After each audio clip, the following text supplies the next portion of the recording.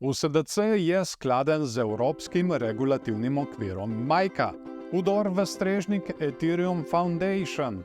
Vlaganje v kriptoinvesticijske sklade se je v drugem kvartalu povečalo.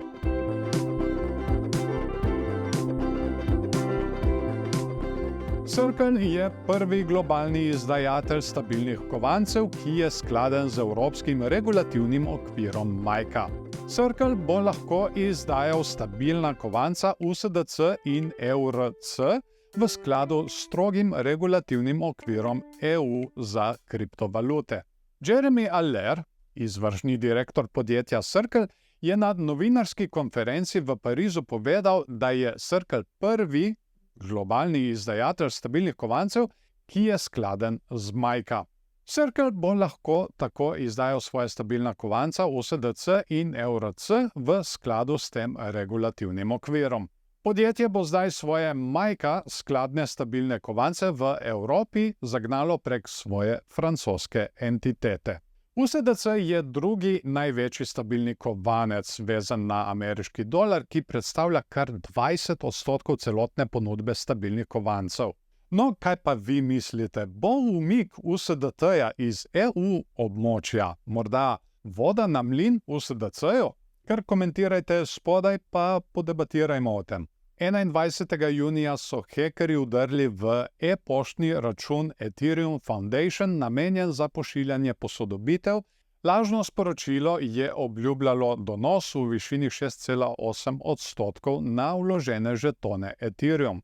Klik na gumb Začni s stakingom v lažnem e-poštnem sporočilu je uporabnike preusmeril na zlonamerno spletno aplikacijo, ki se je predstavljala kot Staking Launchpad. Če bi pa uporabnik kliknil na ta gumb Stake in odobril to transakcijo, bi bila denarnica izpraznjena. Tako navaja objava Ethereum Foundation. Po odkritju je fundacija ukrepala z blokiranjem napadalca in zaprtjem dostopne poti, ki jo je uporabil za vdor na strežnik ponudnika storitev e-poštnega seznama. Prav tako so obvestili različne črne liste, ponudnike kriptodenarnic in Cloudflare, da bi uporabniki prejeli opozorila ob poskusu dostopa do zlonamerne spletne strani. No, preiskava je nato razkrila, da je napadalec naložil podatkovno bazo z novimi e-poštnimi naslovi, ki niso bili del seznama naročnikov Ethereum Foundation. To pomeni, da so lažne e-pošte morda prejeli tudi uporabniki, ki niso naročeni na posodobitve. Preiskava ni pokazala, da bi napadalec ukradel kriptosredstva uporabnikov. To je res velika sreča, ker tukaj bi lahko ogromno uporabnikov nasedlo. Kljub splošnemu zatišju, kot vidimo, so cene večinoma šle na stran, se je vlaganje tveganih kapitalov v kriptoprojekte v drugem četrtletju 2024 nadaljevalo s povečanjem. Podjetja in investitorji nasplošno poročajo o bolj aktivnem okolju za zbiranje sredstev v primerjavi s prejšnjimi četrtletji, ugotavlja družba Galaxy Digital. Analitika raziskav sta v poročilu zapisala: družba Galaxy poroča, da so tvegani kapitalisti v drugem četrtletju v kriptopodjetju in podjetja s poudarkom na blockchaina investirali 3,19 milijarde ameriških dolarjev.